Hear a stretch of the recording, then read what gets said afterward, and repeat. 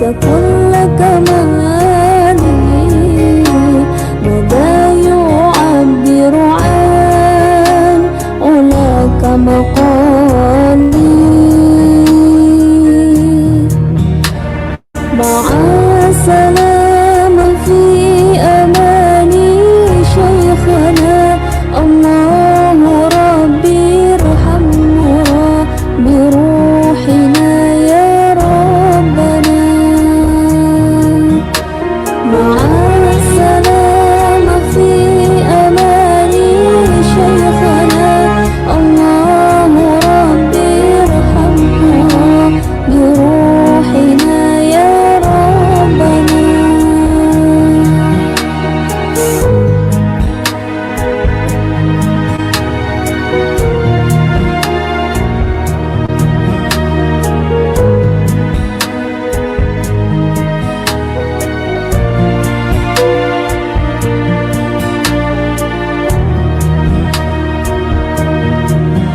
صلى عليك الله ربي دائما أبدا مع الإبكار والأصال صلى عليك الله ربي دائما أبدا مع الإبكار والأصال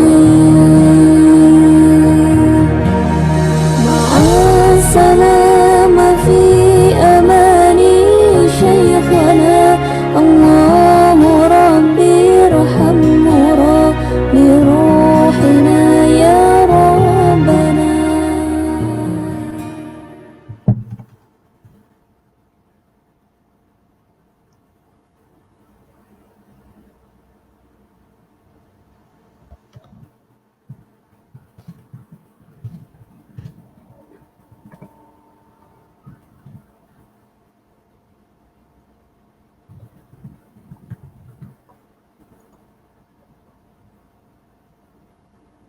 Kemudian, majlis dengan sukacitanya menjemput Wakil Pelajar Kursus Terjemahan Sastra Saudari Khairunisa binti Ahmad Syuhairi untuk sesi perkongsian berkenaan kursus terjemahan sastra dan projek terjemahan tafsiran Surah Yasin.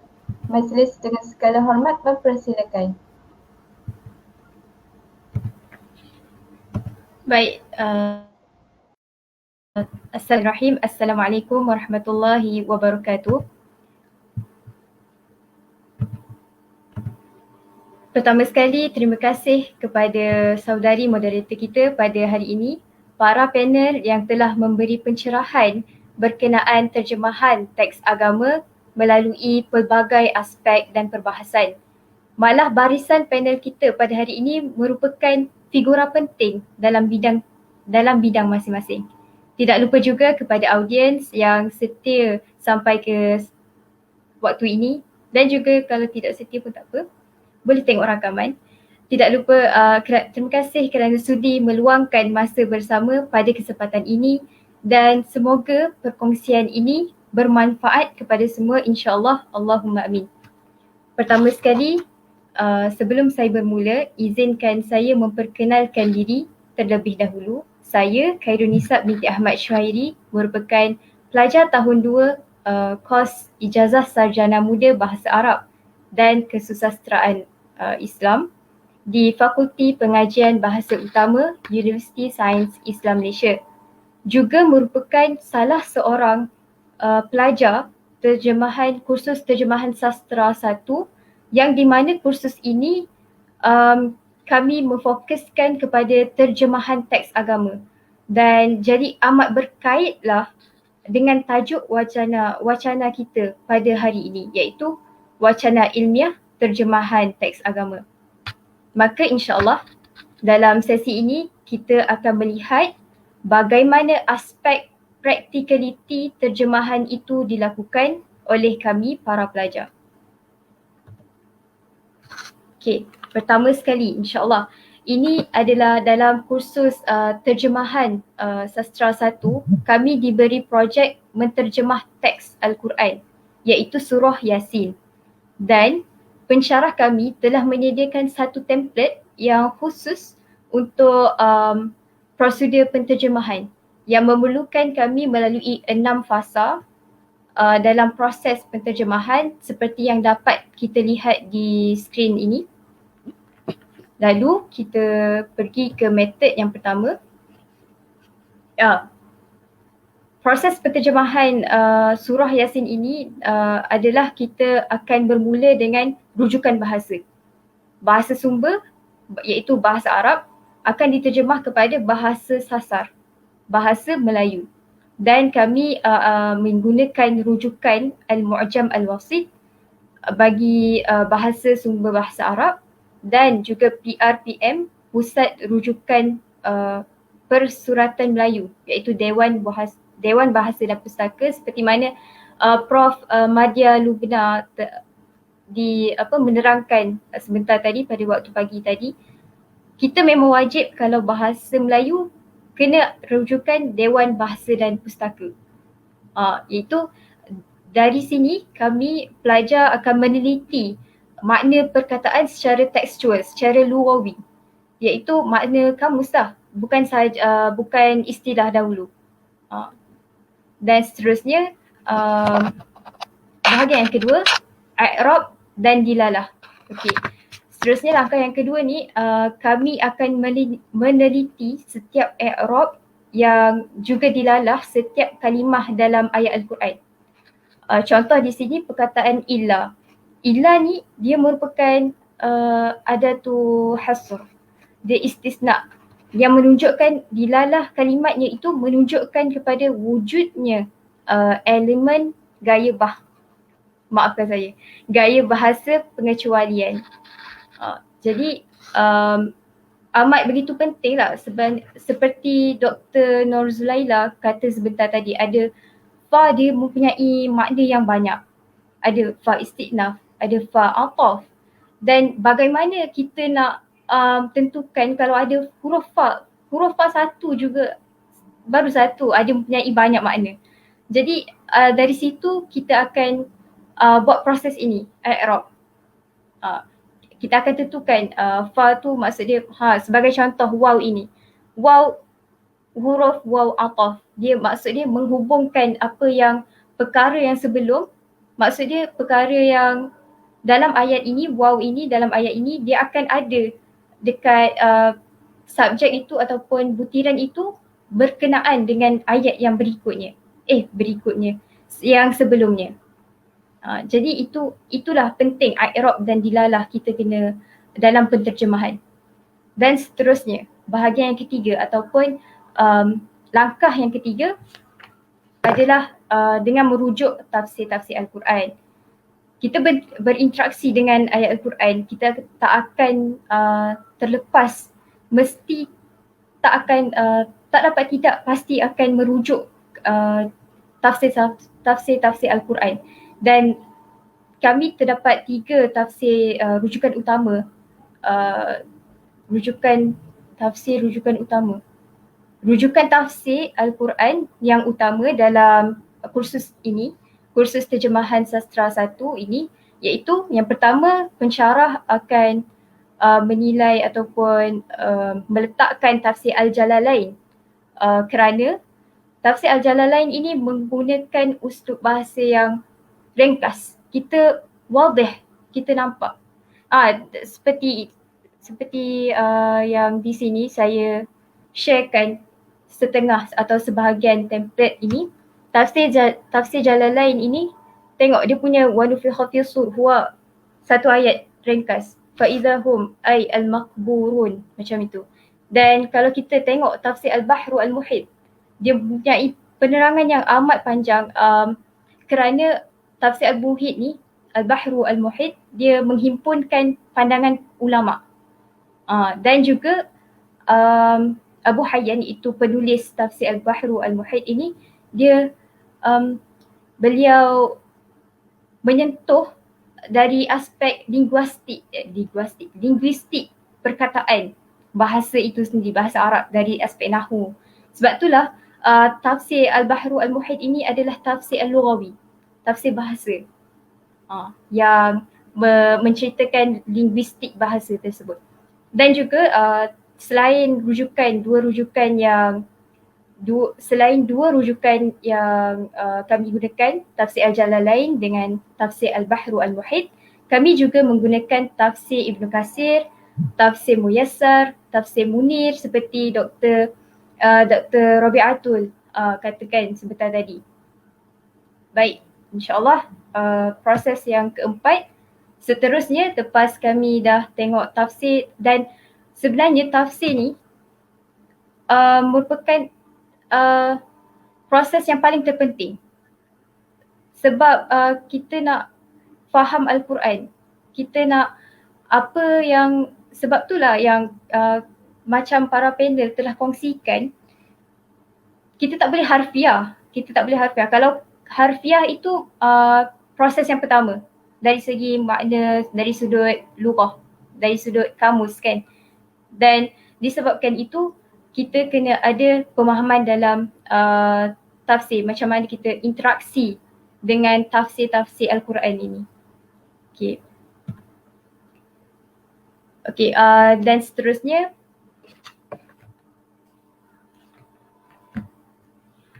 terjemahan Al-Quran penerbit lain. Okey, kami menggunakan ataupun kami merujuk kepada terjemahan Al-Quran penerbit lain, iaitu seperti terjemahan Al-Hidayah Publication House, terjemahan Pimpinan Ar-Rahman JAKIM, dan terjemahan Malik Fahad Al-Saudi. Dia adalah untuk kami memahamkan bagaimana perbezaan penerbit ataupun terjemahan Al-Quran yang lain menerbitkan ataupun menerjemah ayat Al-Quran itu dengan gaya mereka tersendiri. Seperti yang kita lihat, saya terlupa pula saya nak ayat ini daripada surah Yasin ayat berapa. Tapi kita boleh lihat dekat sini, terjemah Pimpinan Ar-Rahman JAKIM, dia menggunakan kaedah nota kaki untuk menyampaikan terjemahan itu kepada para pembaca ataupun golongan sasaran, iaitu kita lah. Dan terjemah Hidayah House, terjemah Malik Fahad Al-Saudi, dia tidak menyatakan nota kaki. Itu semua karakteristik ataupun cara yang berlainan, dan kami ambil pandang sudut ini juga, bagaimana mereka terjemah kepada bahasa Melayu. Seterusnya,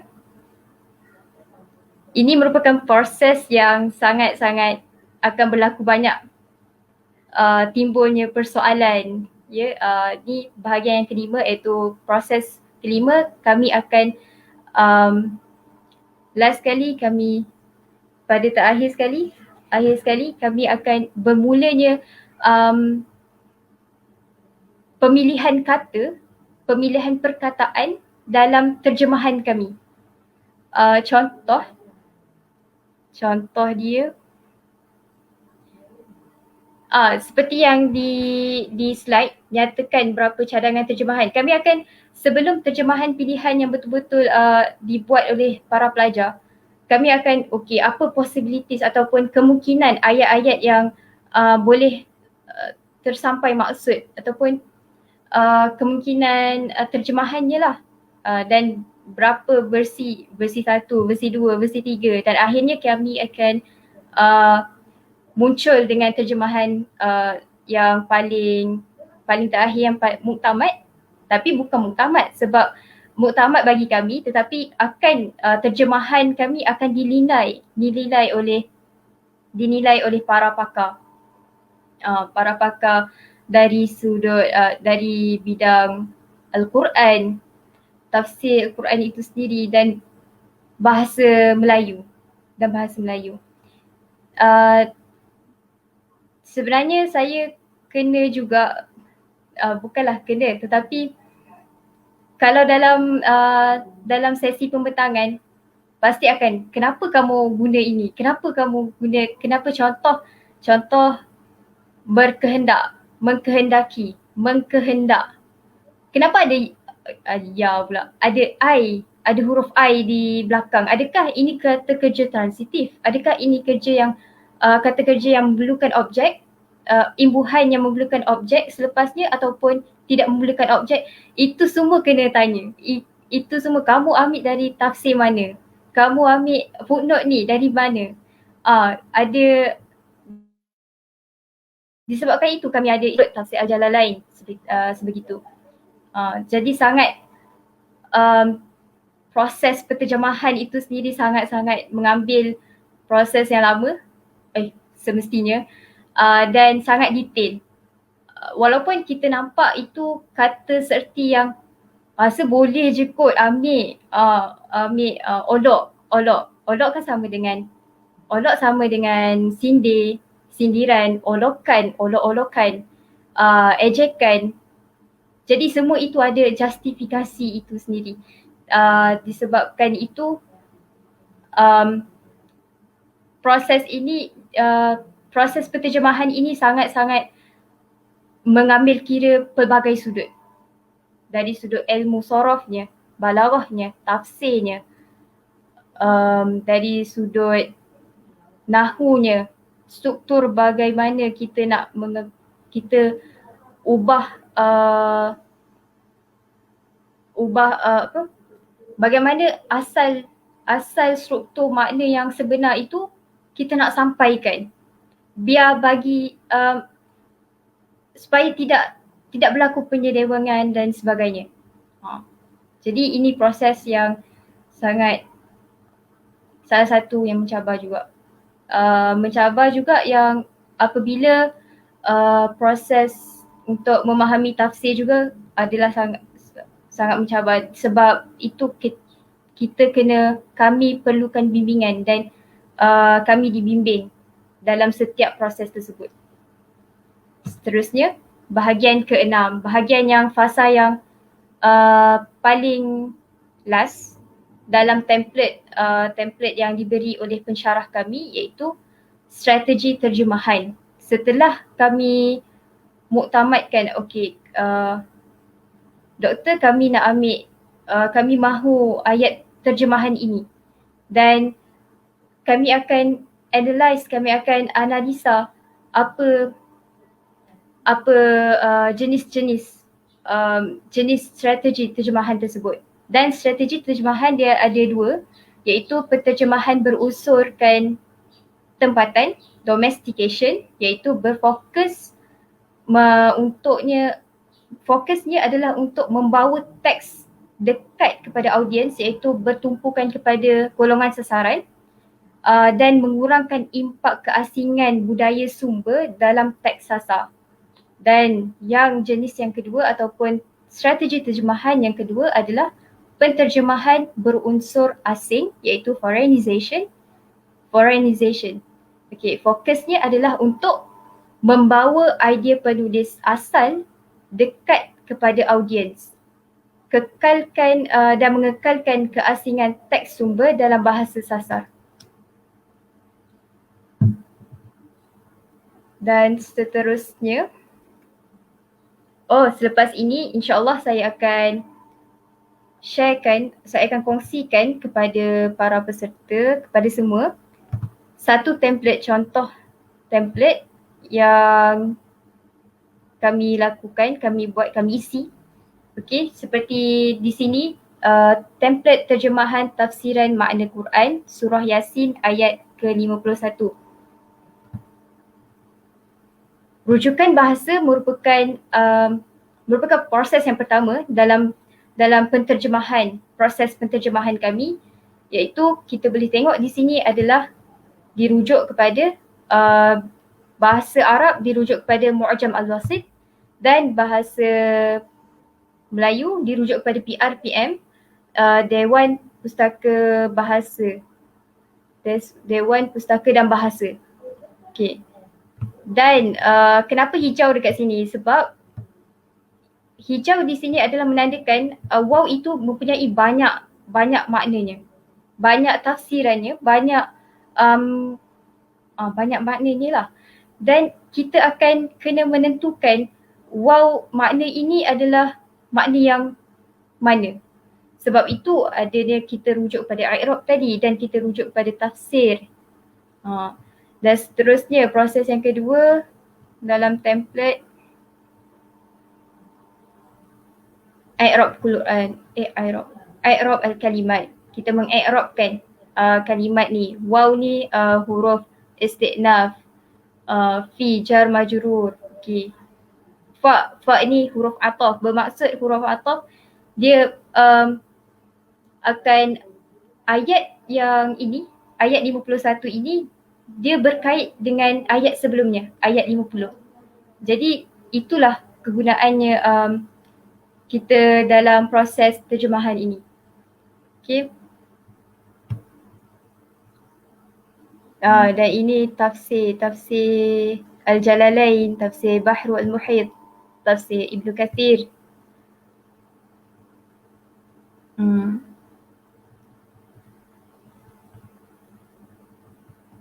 Okay, terjemahan Pimpinan Rahman, bagaimana dia punya, bagaimana maknanya, makna Al-Quran itu, makna ayat surah Yasin ayat 51. Dan apa kita bandingkan pula kepada dengan terjemah Hidayah House. Dan akhirnya kita pergi kepada bahagian At-Tarjamatul Muqtarah, iaitu terjemah yang kita ambil lah, yang kita yang kami tentukan dengan proses-proses tersebut, lalu kami tentukan insya-Allah. Dan seterusnya strategi yang saya baru kongsikan sebentar tadi, foreignization, tadkhin, domestication. Okay. Saya ambil satu contoh boleh? Fa'idha hum minal ajdas. Contohnya foreignization ini, fa'idha hum minal ajdas, lalu mereka keluar daripada kubur. Dan kenapa foreignization? Sebab kita bagaimana? Saya hilang idea pula. Fa'idha hum minal ajdas. Sebab bahasa sasar dia tidak ada keluar itu. Dia tidak ada keluar. Dan dari mana kita dapat keluar ini? Adalah dari tafsir. Yakhrujun bisur'ah. Kita keluar daripada dia keluar daripada kubur dengan sur'ah, dengan laju. Sebegitu. Oh, saya lupa nak kongsikan bahawa dalam setiap foreignization dan domestication ini, dia mempunyai teknik-teknik tertentu di bawahnya, iaitu pengembangan, iaitu expansion. Ini pengembangan, expansion dengan penambahan nota kaki. Dan ada juga teknik transposisi, alterasi, pergantian dan lain-lain seperti yang diperkenalkan oleh beberapa sarjana terjemahan. Okay, begitu. Banyak pula saya cakap. Okay, dan seterusnya saya ini adalah sesi untuk sekadar perkongsian, untuk memberi gambaran secara ringkas bagaimana proses terjemahan itu berlaku, dan bagi dalam kursus inilah. Dan sebagai perkongsian, saya sebagai pelajar pada SEM ini mengambil kursus ini terjemahan, saya sebenarnya ragu-ragu untuk mengambil kursus ini sebab bila kita sebut tentang terjemahan, seperti doktor mengatakan, berkongsikan sebelum ini, kena kuat dalam ilmu alat, nahwu, sorof, balaghahnya kena kuat. Tetapi saya saya tahu saya tak berapa nak kuat dalam ilmu alat ini. Saya masih tidak mempunyai kemahiran yang tinggi lah dalam setiap bidang ilmu nahwu, sorof, balaghah ini. Tetapi apabila saya sangat bersyukur, alhamdulillah, apabila wujudnya kursus ini, bagaimana dia memberi impak kepada saya sangat-sangat mendalam, kerana saya mengatakan bahawa apabila kita terjemah, kita akan mengambil dari semua sudut. Nahu, sorof, balaghah. Dari sudut bahasa BM yang saya kena, kami dinilai kan, dinilai bagaimana, kenapa kamu dalam pemilihan perkataan tersebut, bagaimana kamu mengambil ini, kenapa, apa justifikasinya.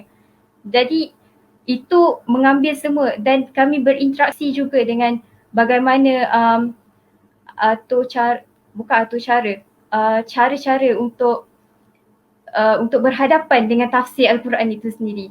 Dan Alhamdulillah apabila dipraktikkan, kerana kursus ini dia pada 7 minggu yang pertama kami akan didedahkan dengan teori, pengenalan, ilmu-ilmu itu berkenaan berkisarkan penterjemahan, dan 7 minggu yang kedua kami akan terus pada proses praktikal, iaitu kami dikenakan amanah untuk menjalankan terjemahan surah Yasin, teks agama, teks Al-Quran surah Yasin. Dan dari situ sebenarnya kalau pada awal-awalnya sejujurnya saya akan risau sebab Al-Quran perlu, kalamullah, perlu betul-betul sangat teliti bagaimana penterjemahan satu-satu huruf, satu-satu kalimat itu kepada terjemahan kepada bahasa sasar, bahasa Melayu. Tetapi Alhamdulillah dengan bimbingan pelatih, dengan bimbingan pensyarah, kami mendapat bagaimana kami dapat merasakan yang bahawa apabila dipraktikkan apa yang dibelajar 7 minggu yang pertama itu, kata kawan saya, ada kawan saya mengatakan tak tahulah bila jatuh cinta dengan kursus terjemahan sastra 1 ini. Tanpa sedar memang rasa takut, tapi bila dah lama-lama tu dia akan, kita berinteraksi dengan terjemahan itu sendiri, dia menilai, kami pelajar bahasa Arab, dan ini merupakan, jujur saya kata terjemahan adalah merupakan salah satu cara efektif dalam mempelajari satu-satu bahasa. Dan sebab itu pesanan pensyarah kami, jangan tinggalkan, sambung ya buat terjemahan ini, jangan berhenti di sini. Dan disebabkan itu dan dari tidak sedar sebenarnya bahawa ilmu nahu, ilmu alat juga dia meningkatkan ilmu alat kami, kemahiran ilmu alat kami, kerana apabila saya kata sebentar tadi i'rab, illa, dia menunjuk kepada dilalah adanya elemen pengecualian dalam teks sumber, dan bagaimana kita nak buat hanya ke ataupun kita ikut betul-betul melainkan hanya macam itu. Tidaklah, melainkan dia banyak versi dalam penterjemahan ini. Dan Alhamdulillah bukan berhenti di sini saja. Kami akan dinilai, penterjemahan kami akan dinilai oleh para pakar, dan kami akan berbincang sama-sama berkenaan bagaimana justifikasi apa yang salah penggunaan, ataupun bagaimana, adakah ayat ini betul atau tidak, cara struktur kami buat dari teks bahasa sasar, dari teks bahasa sumber kepada teks sasar. Jadi semua itu sangat memerlukan proses yang sangat detail, dan Alhamdulillah saya berniat juga kalau nak ulang kursus terjemahan ini, terjemahan 1, sebab kita berinteraksi dengan ayat Al-Quran. Jadi lebih memahami teks-teks nas-nas ayat agama, ayat Al-Quran. Jadi panjang lebar pula saya berkata-kata, dan semoga walaupun sedikit, walaupun saya tidaklah berlayak untuk sesi ini sebenarnya, tapi alhamdulillah, insya-Allah saya pohon sesi ini juga dapat meningkatkan semangat para penuntut ilmu di luar sana dalam menuntut ilmu bahasa, khususnya ilmu bahasa, bidang bahasa dan ilmu alat ini dan bahasa Arab. Dan semoga terima kasih pada pihak penganjur kerana memberi peluang kepada kami untuk berkongsikan sedikit sebanyak perkongsian sebagai pengalaman seorang pelajar penterjemahan. Dan insya-Allah kami akan lebih menguatkan, memperkasakan kemahiran kami dalam bahasa melalui penterjemahan, insya-Allah. Dan sebarang salah silap tutur kata, saya mohon maaf. Dan wassalamualaikum warahmatullahi wabarakatuh.